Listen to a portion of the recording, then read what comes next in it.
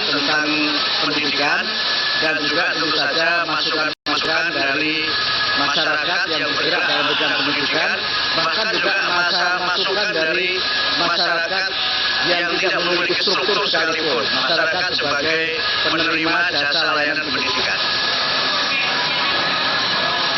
Saya belum ada pembahasan tentang ujian nasional itu. Sekali lagi saya masih akan banyak mendengar dalam waktu-waktu 1 bulan ini sebelum mengambil keputusan yang strategis yang berkaitan dengan pendidikan nasional, khususnya pendidikan dasar dan menengah. Kira-kira demikian ya. Terima kasih semuanya.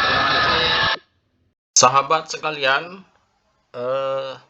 telah kita ketahui bersama bahwa Menteri Pendidikan Dasar dan Menengah sudah dilantik, yaitu Bapak Abdul Mukhti, di mana beliau baru beberapa waktu yang lalu telah menyatakan bahwa akan mendengar ya dari pakar pendidikan, kemudian pelaku pendidikan, bahkan para masyarakat sekalipun yang melaksanakan pendidikan.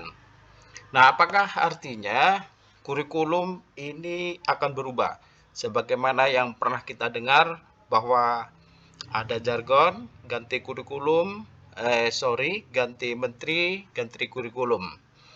Nah, Bapak Ibu sekalian yang berbahagia, sebelum Bapak Ibu nanti kita semua menyatakan atau menyaksikan seperti apa perjalanan dunia pendidikan kita, khususnya di pendidikan dasar dan menengah. Mari kita kembali melihat tentang kurikulum merdeka kita. Ini langsung diambil dari laman ditpsd.kemdikbud.go.id tentang kurikulum merdeka. Nah, kurikulum merdeka sebenarnya merupakan kurikulum dengan pembelajaran intrakurikuler yang beragam, di mana konten akan lebih optimal agar peserta didik memiliki cukup waktu untuk mendalami konsep dan menguatkan kompetensi. Nah, di sini Bapak Ibu, guru memiliki keleluasaan untuk memilih berbagai perangkat ajar sehingga pembelajaran dapat sesuai atau disesuaikan dengan kebutuhan dan minat peserta didik. Jadi kemerdekaan yang dimaksud adalah keleluasaan bagi guru untuk menciptakan pembelajaran yang berkualitas sesuai dengan kebutuhan dan lingkungan belajar peserta didik, bukan kemerdekaan yang kebablasan. Nah, karakteristik kurikulum merdeka yang pertama, pengembangan soft skill dan karakter, fokus pada materi esensial, kemudian pembelajaran yang fleksibel. Sebagaimana kita tahu bahwa asal mula kita di kurikulum merdeka ini, Bapak Ibu sekalian, ketika pandemi melanda, maka ada kebijakan-kebijakan tentang bagaimana belajar mengajar di rumah, kemudian mengajar dengan materi esensial, rencana pelaksanaan pembelajaran yang sederhana, dan seterusnya Bapak Ibu. Sehingga kurikulum merdeka merupakan kelanjutan dari kurikulum yang disederhanakan ya, dengan prototipe yang sudah dilalui sehingga sekarang menjadi kurikulum merdeka. Nah, bagi sekolah itu ada 3 pilihan implementasi kurikulum merdeka secara mandiri. Mulai dari mandiri belajar, mandiri berubah, dan mandiri berbagi. Nah, kita sama-sama mengetahui bahwa di kurikulum merdeka ini Bapak Ibu ada beberapa hal yang mungkin tidak dilakukan atau belum didapatkan oleh guru-guru, khususnya di guru sekolah dasar atau di pendidikan dasar, tentang bagaimana guru belajar di PMM ya. Kemudian bagaimana guru memahami tentang kurikulum dan kajian akademik kurikulum pemulihan pembelajaran. Kemudian buku saku kurikulum merdeka. SK Satuan Pendidikan Implementasi Kurikulum Merdeka, kemudian Platform Merdeka Mengajar atau PMM.